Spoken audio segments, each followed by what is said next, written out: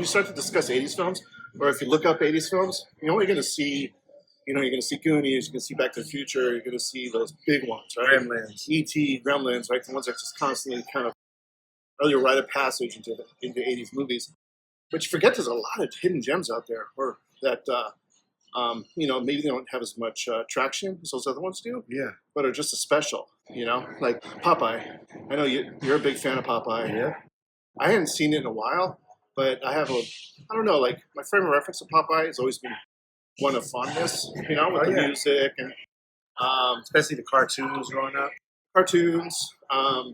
But for me, like this movie, it's sort of like it always had a place in my heart, And so I revisited it again on Father's Day. I know you've seen it many times, so yeah, it's definitely something we've seen quite a few times. Love it. Yeah, Robin Williams. Right? Yeah, dude. I don't know if that was his first theatrical role. Was it? It was, yeah. Right after Mork and Mindy. Nanu. Yeah, he was a superb. I can't imagine anybody else in the role. Speaking of, Dustin Hoffman was cast to play Popeye. He was in. He started working like on his voice and stuff, and then him and I want to say the writer didn't see eye to eye, or the director, and then he was like, I'm out. And then they found somebody else, and then they got Robin Williams. But he was supposed to be Popeye, Dustin Hoffman. I wonder what Robin Williams' popularity was at the time. If it was just like, holy crap, Robin Williams is hilarious, everyone's going to go see this movie.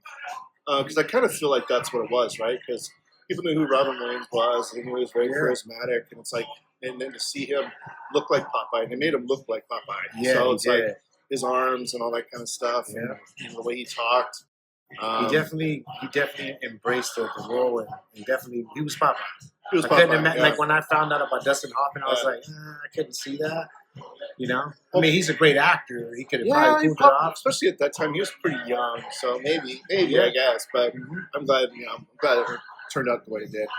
But Absolutely. You have a great cast. I mean, you had Shelley Duvall's Olive Oyl. She was absolutely. She wasn't the first choice either. I just like two other actresses. I can't remember their names right now, but the studio, I guess, didn't think she was funny enough and as popular at the time. And so there was like last minute thing. And I guess when they seen the chemistry with her and Robin Williams, they did some testing and they were like, okay, this makes sense. Yeah. Yeah. And the rest of the cast is kind of like, they all just sort of round it all out. Fun fact too, the baby Sweet Pea was the director's grandson in real life. They just used him as the baby. Hey, baby. You're a baby. It says here, right there, right? The movie is directed by mostly a dramatic director, Robert Altman. Robert Altman. Although his movies do have like a bit of cynicism to them, so it's not like he's I guess he does do a lot of comedy. It's just it's almost like a comedy in disguise. Yeah, and it was like a comeback film for him because he had made some floppers there for a while. He made like 4 flops in a row. He was on a chair, then he made a couple flops, and then when he got that, he got Popeye. He got Popeye. It was supposed to be like his comeback movie. It made a lot of money, but it didn't do well with fans and stuff like that. Well, I know, like at first. Popeye wasn't supposed to be musical either. Yes. But Annie had come out and was like dominating. So they were trying to make this a musical. Yeah.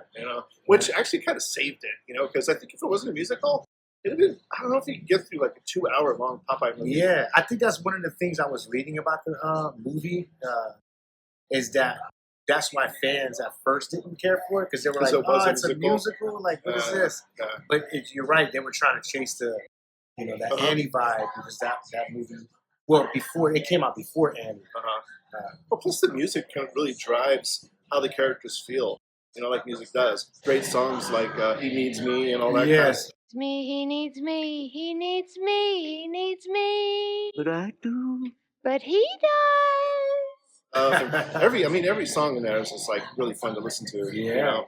And then like the opening song is kind of like this sort of day in the life. It kind of reminds me of Beauty and the Beast, where at the beginning when they're talking about going to the market and every day is kind of the same thing. I was like, Popeye was like that. It was like, it's open like that where it's like, here's the day and this is what everyone does. They introduce all the characters and you have Wimpy with the burgers and you got that other guy who's kicking his hat down the road. And he's in a lot of scenes, but he does mostly physical gags. Doesn't have much talking. Yeah, so you have Popeye, and Dingy comes up to the dock, and he gets that guy. The guy is always collecting all the taxes. Oh yeah, the tax man. Which I was kind of confused. He really got a lot of screen time. First of all, there's 17 cents new in town tax. And there's 45 cents rowboat under the wharf tax, and $1 leaving your junk lying around the wharf tax. He did. He's always trying to get paid. There must be something else going on. I guess that was the whole deal with the Commodore, right? Like, and Bluto was like kind of like they were just had the stronghold on the town, I guess. Yes, exactly. Because he's like, yes, dinghy tax, and, talking back tax, question tax, like everything was taxed. tax. Yeah. You owe me $1. Yeah, and then he goes after those kids. Yes. Then B&B, right? He's going to run out of room. I'm not sure why people didn't like outsiders at this particular town. Because they had hotels, but then when he's walking by, they're like, no. But that was the whole problem when Popeye got there, right? Everybody, it was closing up. Him. But it's like, well, how do you make your money then if it's not, people coming in to rent these rooms? Like he's always talking under his breath, and Olive Oyl's like, she's like, what kind of name is Popeye? So, I don't know, what kind of name is Olive Oyl? Some kind of lubricant? Yes, it sounds like some kind of lubricant. Yeah. And she's like, she didn't want to name Sweet Pea. Yes. He's like, what do you want to name it? Baby Oil? Yeah, Baby Oil, yeah. And the Sweet Pea came from the town. What's the name of the place? It was something sweet something, right? The name of the town that they were in, the village or whatever. He had a ton of those, and I'm wondering if he wrote that like himself, or because it's kind of Robert Williams-y, It's like every time someone says something, he's like got some sort of funny comeback to it, Yeah, and Robin Williams was so great that I don't know this for a fact, but there has to be there can't be any movie he's ever done where the director was like, all right, give me a few takes off the top. Like he was a comedian, he was brilliant, so you almost were like not letting him live his full potential if you didn't let him just go off and think off script. I think in most of his movies, you probably would think a lot of those lines were just right off the top. Yeah, he was just clever like that. Mm-hmm. He was one of the last that could do that. Because I feel like there's a lot of comedians these days, like kind of like the Seth Rogans and whatnot, where it's just like they think they could do the same thing, and they make these movies without any guardrails, and they're like, I guess magic will happen if we just turn the camera on. And Chevy Chase was like that a lot too. Chevy Chase, he it's like, I don't know, he had a level of brilliance I just didn't think he could get with. Yeah. And I love it when he's like looking at that picture, and he's talking about his dad. Like, his dad, he's like a picture. Then when he hangs the picture up, it just says, me pappy. Yeah, me pappy. There's no picture on there. Yeah. Bluto spills to marry Olive Oyl. Right? Yes. And she's, I don't know, I'm not sure why. Maybe it's just because she's available. She's going to marry him because money, right? They're broke and all that. Yeah, the family's broke. Yeah. But then when they find Sweet Pea, and they go back into the house during the party, and Bluto finds them both standing in the doorway with the baby. Like you see Robin Williams, and you see her, and then you see the baby, and you come to a conclusion like that's them. So and Bluto freaks out, looks at Robin Williams, whatnot, and they turn red. Red, yeah, he's furious with anger. I remember. And then he starts beating on Popeye, and they have that stuff where he's rolling down the ramp, but it's kind of like a human figure in like a ball shape. Yeah. It looks so cool, man. All the practical effects in this. That's one part about the movie I always loved. They kept it cartoonish, though. It was really cartoonish, yeah. But the thing is, it's like it was cartoonish, but they kept it all practical effects. Mm-hmm. So you bought it. Like today they would want to do it all like with CGI, and it just wouldn't feel special. Yeah. This one, it's like you look at it and go, that's a pretty good gag. Like when Bluto in the cartoon, he would squish people. Yeah. He did the guy in the movie too. He squished him down. Yeah, squished him down, yeah. Yeah. And then someone else comes up and has to pull him back up and whatnot. He's an ass kisser. He's an ass kicker. Pretty much the whole time. The only one he doesn't really square up against is Bluto. Yeah, to the end. Like, remember when he was inside, when he first shows up in the bar, and there's a bunch of sailors, and they're making fun of him, and then once he starts making fun of his dad or whatever, and he gets pissed, and he just beats them all up, And then they have the son who wants to go and box that big guy. Yeah. Trying to get some money. Yeah. The big guy, the big dude. I think that's King Kong Bundy. Wasn't it the wrestler King Kong Bundy? I think that was it. Actually him, maybe. And then once I love it when he jumps into the ring and he goes from wearing clothes to wearing a workout outfit. Yeah. You know? yeah. Like, he doesn't change nothing. He just jumps in. He's Just wearing like the different clothes. cartoons. Yeah. And he's just ready to go. And then he beats that guy. He does this thing with his fist. Remember where he winds it? Yeah, he winds it. his I fist remember and that boom. from the cartoon too. For sure. He did that stuff in the cartoons. So he, then Sweet Pea goes missing, right? So Sweet Pea gets kidnapped. Mm-hmm. And it ends up being Bluto and Happy. but he was the Sweet Pea could tell the future. Kind of Yes, thing. he was winning the little races and So making money. He can like you'd ask him a question and then he whistled. Yeah. Then you know that was the truth. So Wasn't Wimpy the first one to realize it? yeah, it took him to the well, he wasn't the first one to realize it. They were at home when they realized it. And Wimpy's like, let me take him for a walk. Yes, that's So he right. took him to go gambling. And whatnot. Yeah, and he made some money off of It's it. funny because they go to the horse races, but they're not real horses. They're like the tin Yeah, horses. the little ones. Yeah. Yeah, and then what I think is funny too is like you got this town, and then they go to this place of gambling, and they got whores in there. It's like prostitutes. Oh yeah, Like in this town. it's crazy. Just in case you want to go pop off, you got a bunch of hookers over there too, which is weird. It's like Right. I think back in the day though, it's like I don't know. I don't think you really literally thought of people like as sex workers. I think you looked at women who looked like that, and you just kind of in the back of your head knew that they were kind of up to no good, but you didn't really label it, think about it too much. Because even in cartoons, they have drinking, and they'll show like these dolled up women that are obviously prostitutes and whatnot. So he wants to find the buried treasure, and he takes Sweet Pea out to find the treasure without him. Right. And then Popeye goes into the boat, and he goes in there and he sees his dad for the first time, and his dad's just like, I'm disgustipated. I love it when he has all these weird names for disgustipated and all that kind of stuff. And he makes some. He's like, go pick up that spinach.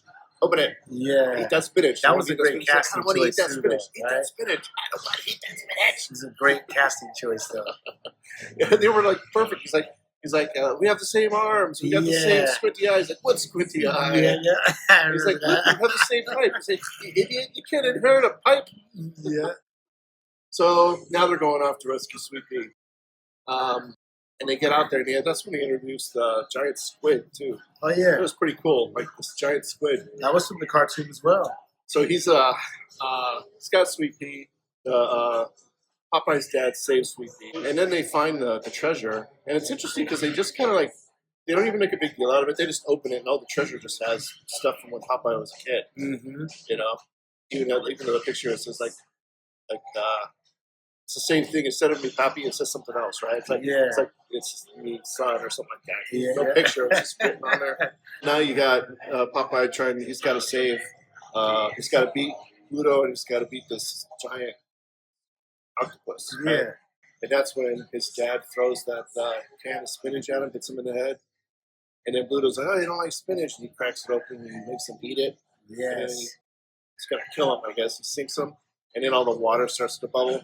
That was cool. And then that big arm comes up out of the water and punches him in the face. He beats him in one punch. Yeah. Then he goes swimming off, and he's got like the yellow. This time he's wearing yellow. He's like swimming off like he's a coward. Yeah. And then he beats that octopus. And then you see the octopus go flying over the, way off of the skyline, Yeah, that's funny. But yeah, the whole thing kind of ends there with Popeye finding his dad. His dad's probably the funniest thing in the movie.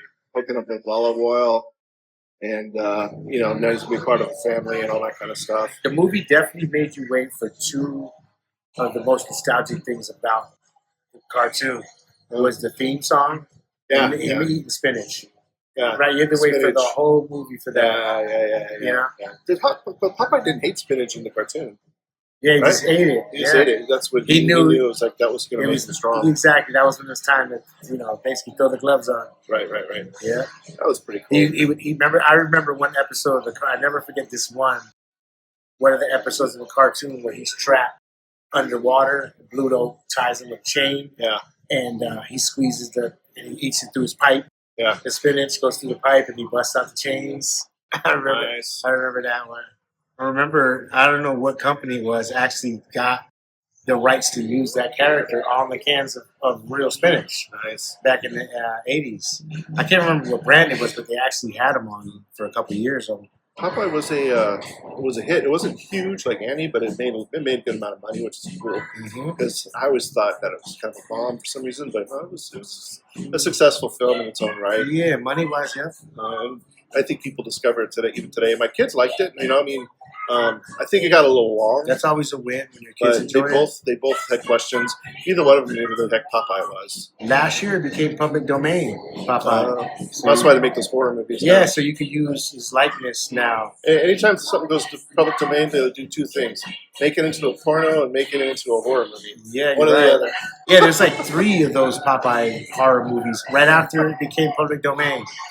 They just I never watched them either. Yeah. And I do want to like this Popeye 2 is in the beginning. Remember, it had the cartoon in the beginning of the movie. It was like this little 4:3 cartoon, and on the big screen, it probably looked kind of cool because that's basically screen sizes way back in the day. They're pretty small, they're square. So he was like, "Hey, what am I doing here?" Like it was like a mistake, you know? Yeah. And then they opened up the movie into, showing the town or showing Popeye rowing out in the ocean. Another interesting too is that town was completely built from the ground up. Yeah, and Marta out in I think off next to Italy. It's a little island there by Italy, yeah. And it's still there. It's still there, yeah. Well, the cool thing is, I think when they built it, it actually was functional. Malta, it was Malta Island or something. It was like functional. Like it wasn't just facades. It was like interiors too, so that they could shoot both, right? Because they did everything there. Yeah. So it's like now it's still there, and I've seen some videos where people go through it, and it's like. It's called Popeye Land now or something? I don't know what it's called. The studio, Paramount, they wanted to give him access to the back lots and film here. Right, and he was like, no. Like, I want to film this away from, I don't want to, he hated filming in back lots. It feels very backlotty when you're filming back lots. And so he got permission to go film it somewhere else, and he found that island where they could make it like the actors probably appreciate it too, right? Like, they feel like they could really be active in this environment, that they're really there. The Cisco Neighbor review on Popeye recently, and for some reason I thought they were going to shit on it, but they both really liked it. Oh, Popeye. He's Popeye the Sailor Man. Oh, my hero. He's Popeye the Sailor Man. He's strong to the finish, 'cause he eats his spinach. He's Popeye the Sailor Man.